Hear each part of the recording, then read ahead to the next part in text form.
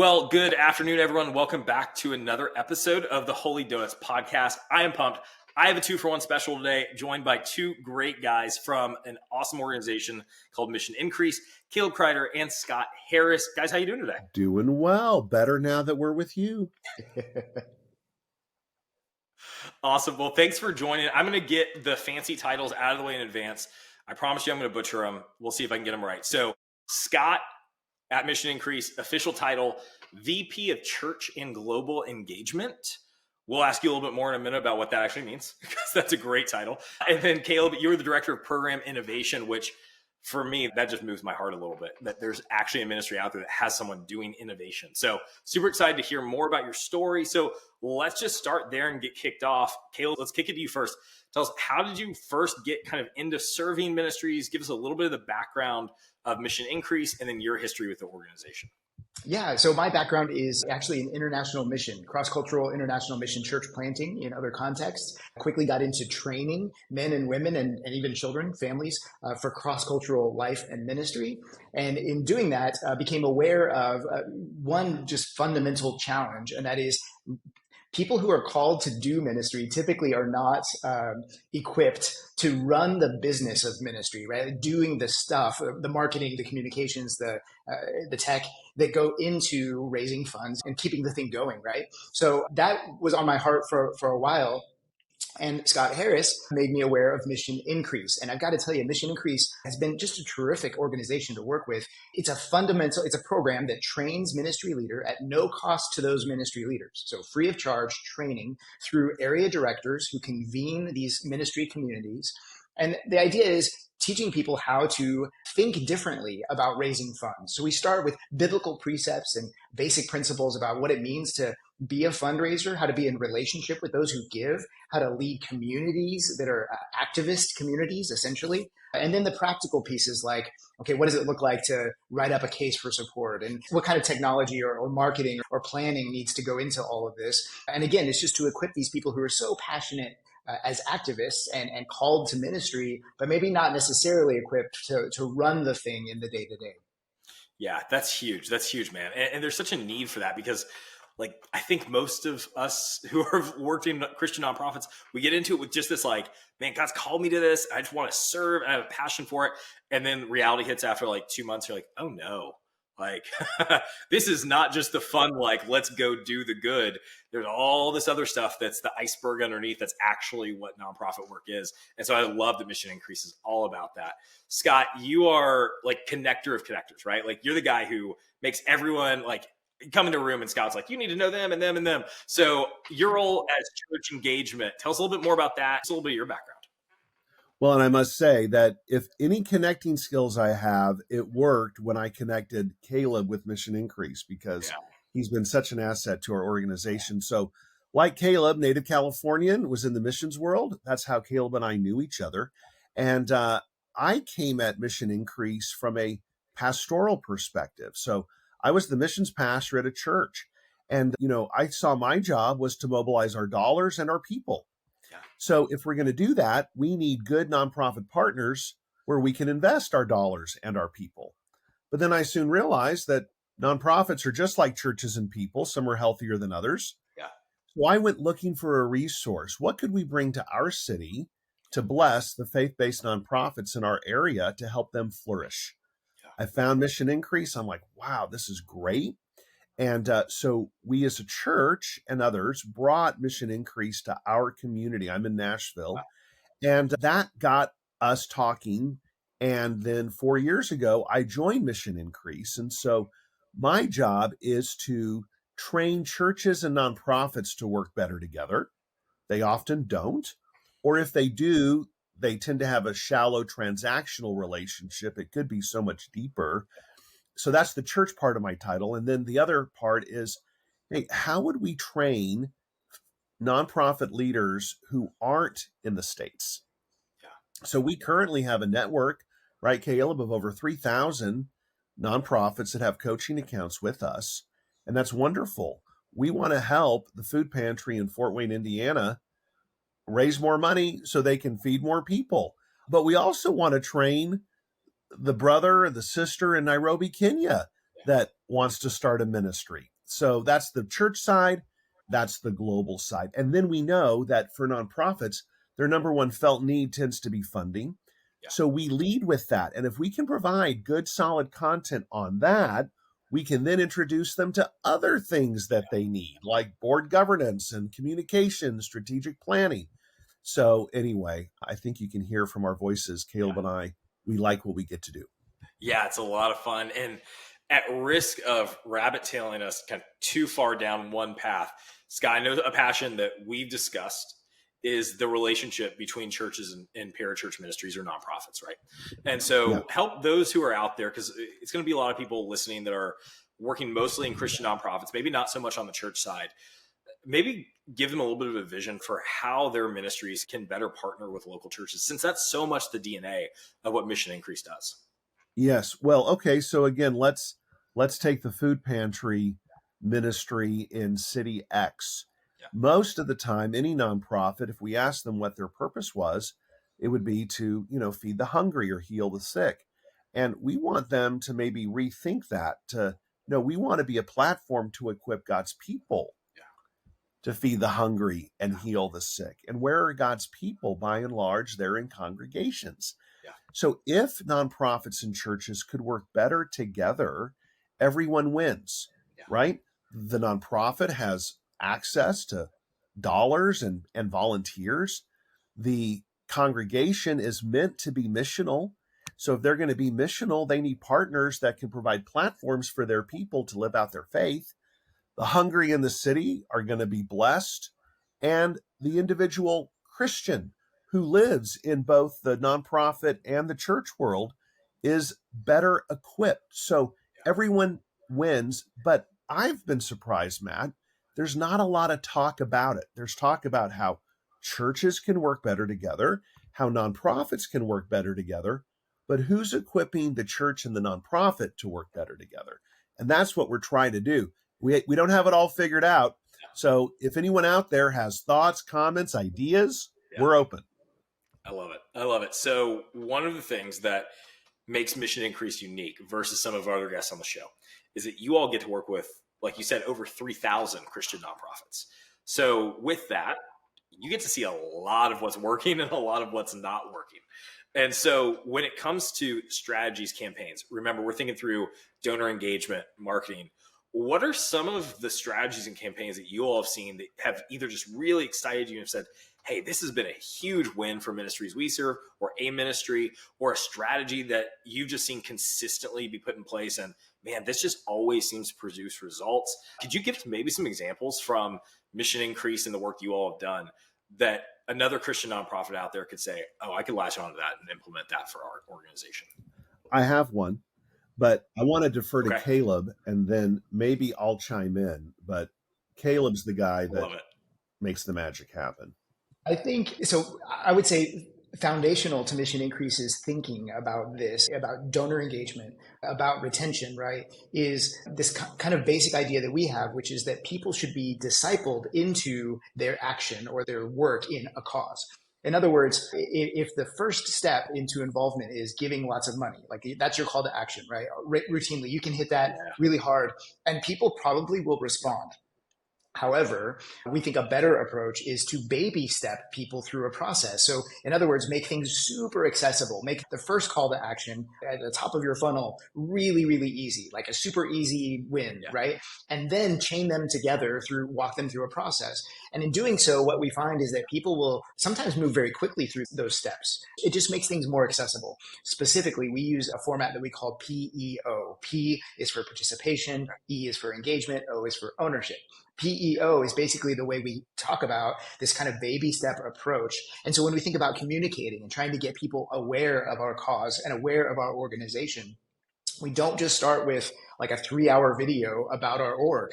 And a lot of organizations, a lot of ministries that we serve, that's what they have. Like they look and they're like, well, we've got this really long form video that tells the history. And we're like, that's great for your owners, like people who are really deep in your cause already. But man, what's like the 30-second version, right? What's the shorter, easier, quicker kind of, and it's just hard for a lot of folks to think that way. But once you kind of flip the switch and think, oh, we're bringing people along step by step, and the first steps have to be little tiny baby steps, That seems to really kind of help. And so then it's a matter of adjusting your tactics to sort of be incremental like that, instead of all at once, let me just gush about my org or about the cause or about the needs and overwhelm people.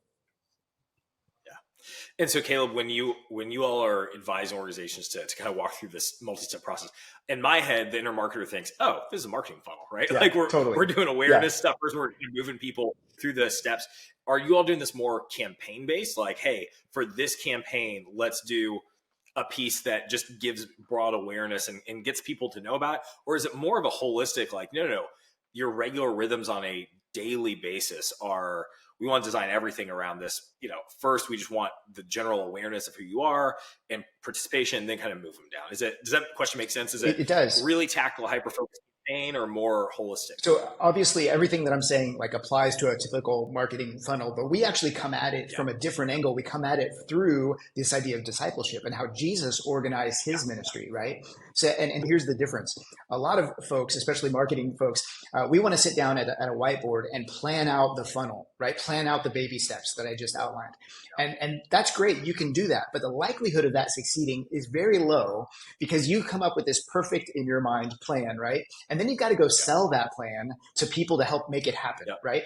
And the problem is they're like, I don't know if I see it, right? It's like a hard sell to get them to buy whatever plan you came up with. Far better, and our mission increase approach is gather those people who are nearest to you, right? Think Jesus and the beloved disciple, or Jesus and the inner circle, and bring them together, pour into them, and then together decide what would it look like to create more of us, right? More disciples. And so then you reach out to the 12, and the 12 then, and so often it's the 12 doing the work among the 150 or so, and the 150 or so doing the work among the masses. So just thinking more in a trickle out kind of approach versus I come up with a good plan and then I've got to go sell it or make it work and it all falls to me. The end result is likely different than what one person would come up with, but at the same time, so much stronger, and the buy-in is tremendous. That's the part you can't shortcut. You can't skip the buy-in of your closest champions of your cause and your organization. Also, Matt, I would that. say that this PEO framework not only is focused on giving, but there are 5 areas. So back to holistic. Okay. It's not just a funnel for how we get our people to give, how we get them to pray, how we get them involved. So, how we get them telling the story. So giving is only one piece of the PEO strategy. I love it. That's so healthy and like actually Christ focused and biblical and refreshing. And immediately, Caleb, as you're talking about this, like the difference between that format and a marketing funnel is I'm going, and a good, if we run our marketing funnel that we cooked up on the whiteboard perfectly, we're like fingers crossed crushing it if we get a 5% conversion rate. Yeah. Right. Yeah. And what you're talking about is a whole radical different shift in focus to where we're aiming at 100% conversion rate. Like we're hoping it's whole life discipleship of integration into the ministry, as opposed to, well, if we can get 5%, we're going to have a really good ROI here. So I love that. And really, Matt, it's just a seismic shift. It also means that any marketing effort, you're not actually managing a project. Even if you're the project manager, you're actually leading a team. And those are two different things and different skill sets, right? Different intentionalities. End result is communication about our org, about our cause, and hopefully getting people to be involved and give and share and serve. But man, leading a team is very different from managing a project, and being people first, people oriented makes all the difference. Totally. Now, Scott, you said you had one as well. I think we've got time with you too. All right. So again, from the church engagement side, incredible nonprofit ministry in Atlanta, Georgia. Okay. Tracy comes to me and says, as a nonprofit ministry leader, could you help me with my church engagement strategy? Not sure what she meant, right? Because everyone defines that differently. But here's what she and I did, and here's what I learned from her. So I said, Tracy, how many church partners do you have? And she said 2. I said, let me guess. What you mean is 2 churches send you checks. Yep. She said, yeah. I said, okay, so here's the first assignment, and let's touch base in 3 weeks. List every board member, staff member, key volunteer, and next to their name, write what church they go to. So I called her back. I said, how many are on your list? She said 37. How many church partnerships do you have, Tracy? She said, 37. I said, or 39 if the 2 funding churches are on top of that. I said, look, you already have a relationship with those churches, whether they know you or not. It's called that person. So for the next 9 months, what are you going to do to acknowledge and thank and honor those 37 churches? How are you going to pray for them? How are you going to let them know that when their person walks through the door, which is a piece of that congregation, what they're adding to their ministry and what you are adding to their church by providing a platform for their people to live out their call? They went to town. They came up with multiple ways of blessing and honoring those congregations. And guess what? A year later, I think they had 8 churches writing them checks. They didn't do it to get the check. They did it because they saw themselves as a disciple-making platform. And as they leaned into it, they looked at churches differently, and then churches looked at that ministry differently. That's the kind of thing we need, not only to help ministries grow, but to help churches grow and to reach more people, our neighbors and nations, for Jesus. Yeah. Man, Scott, thanks for sharing about the church engagement piece, because that's something that we don't talk about a lot on this show. And yet every organization that our company works with, that I get a chance to chat with, they always seem to express the same thing, which is, yeah, we just don't really have the engagement. Like, we know the churches generally either, they have a few of them that, oh yeah, I think they like us, right? Like, it's kind of like, I think they like us. They seem like they're nice to us. They're friendly. Occasionally they show up to an event. They always seem to feel like there's got to be something more there. And so that's such a practical strategy to say, how do you just instantly do an assessment of who really are the churches that are partnered with you? And then now you can strategically go out and pray for them, pour into them, let them know, hey, we're grateful for you, whatever that level of partnership looks like. I love it, man. So helpful. Thank you for sharing that. Well, hey there, Holy Donuts listeners. Ever feel like your nonprofit's donor experience is like a jelly-filled donut with no jelly? Well, don't fret. We found the jelly to your donut dilemma. Enter WeGive, the software tool that's like the cream filling to your eclair, or should I say the glaze to your donut. With WeGive, you're not just taking a donation, you're rolling out a red carpet for every person who gives to your organization. And with WeGive, you get an incredible donor portal, events, pledges, surveys, segmentation, on and on we could go on the features. And those checkouts, though, smoother than my attempt to make homemade donuts, which, let's just say, didn't quite rise to the occasion. See what I did there? With WeGive's innovative engagement tools, your donors won't just feel the love, they'll be coming back for a second. Because nothing says thanks for your dough better than a world-class experience. So if you want to sprinkle some extra special magic on your donor relationships, check out WeGive.com. So on the Christian nonprofit side, you guys work with a lot of them. You probably see a lot of trends that are happening right now in the space, right? Some good, some bad. I'd love to hear from you all, maybe 1 or 2 of the trends that you're seeing that are really exciting in the Christian nonprofit space, and then maybe a few of them that are a little bit concerning or have you losing an hour or 2 of sleep here and there. Caleb, go for it, buddy. Yeah, nonprofits that are really killing it right now are thinking of their donors, their volunteers, and even those that they serve as a community, and they're treating them as a community, but they're treating them like a fandom, right? You're familiar with like fan communities. Like, I'm a huge fan of Marvel Comics, right? So I could be a member of a fan club. I can go to conventions, right? I don't, by the way, but I could, right? So I have opportunities to get together with other fans. And really, this is the approach to fundraising and leading a healthy nonprofit ministry today, which is fostering a community of fans, not of you, the leader, not of your org, but of the cause, right? Like, Jesus at the center, cares about what we're doing. We're doing good in the world, still fans of this activity, and let's do it together and give people lots of outlets, lots of opportunities to get involved, but then leave lots of room for them to be creative about what involvement looks like for them.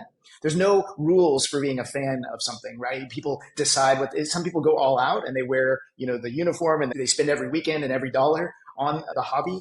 And then others are like more passive and they just watch it, whatever. Like, we need that sort of approach that says we don't have a bounded set trying to keep people out or keep people in. Rather, it's just, how do we have a centered set on Christ himself, what he's doing in and among the people in need, and how can we be part of it? And then you just call people to be part of it. So fostering fan communities, that's the way forward. Super excited about ministries that are doing this. And honestly, it's not the big ones who are really crushing it when it comes to this.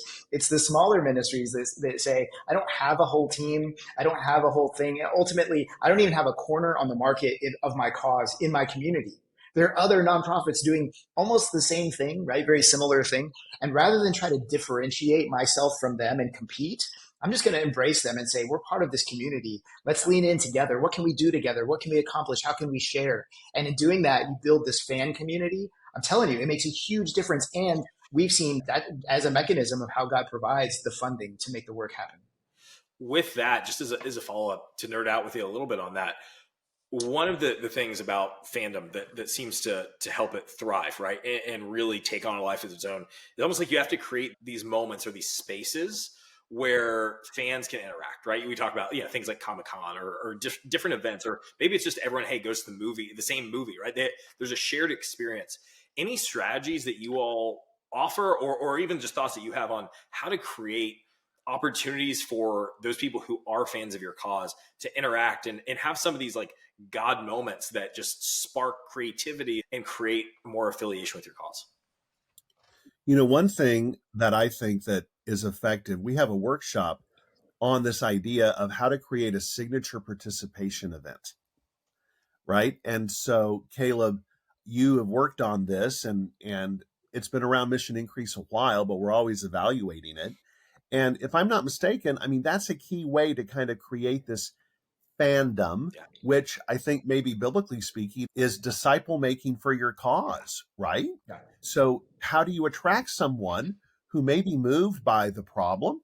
They may be moved by the solution that you're providing. And how do you then build a Christ-centered community through a signature participation event, not just a fundraising event, but how do you involve them? And so when we do these workshops, we have hundreds of nonprofits working on what is a signature participation event that could create this sort of momentum and groundswell of support. It's huge. Yeah, the basic idea is not just talking about the thing that you're doing or the good that you're doing, but instead inviting people to come do it with you. Now, again, you got to do it appropriately. We have, for example, one ministry that works in local prison, and they can't just invite like hundreds of people to come and work in the prison if there's just restrictions and rules and limits. So instead, they look for other opportunities, but to still get people involved in the actual work, not just talking about the work. This particular ministry then invites people to come and collect goods to then take in to the prisons so they can have a party. For example, they're planning, Thanksgiving party. Those kinds of things make a big difference because people are hands-on. Now, this is not rocket science. Lots of big orgs do this kind of thing, stuff in shoeboxes or whatever. But if you're intentional about it, putting together a way for people to actually get involved, again, baby steps. So it doesn't mean high commitment. They have to do a background check and commit to a year-long, no, just real quick, really easy, but they're actually doing it with you. That makes all the difference because people feel engaged and connected and like their work was actually useful. Their contribution actually helped. So yeah, I think those participation programs are really important. And one other is the idea of micro events, equipping our fans to host their own events on our behalf, right? So like, it doesn't have to be, this is like the old Tupperware parties or like makeup. I don't even know what the makeup parties were like, but like, don't just like call people to your thing, ask people, invite your champions to host their own thing about your cause, right? So then give them what they need so they can host an event with their circles of influence. These might even be people you don't know and never meet, but they on your behalf or on behalf of the cause are hosting and leading these kinds of initiatives.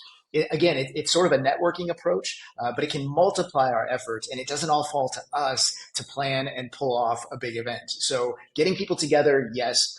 Fans joining together, yes. But let them be creative and let them decide what it can look like. I love it. So thing that's exciting, great nonprofits out there crushing it on creating a true almost fan engagement experience around their cause.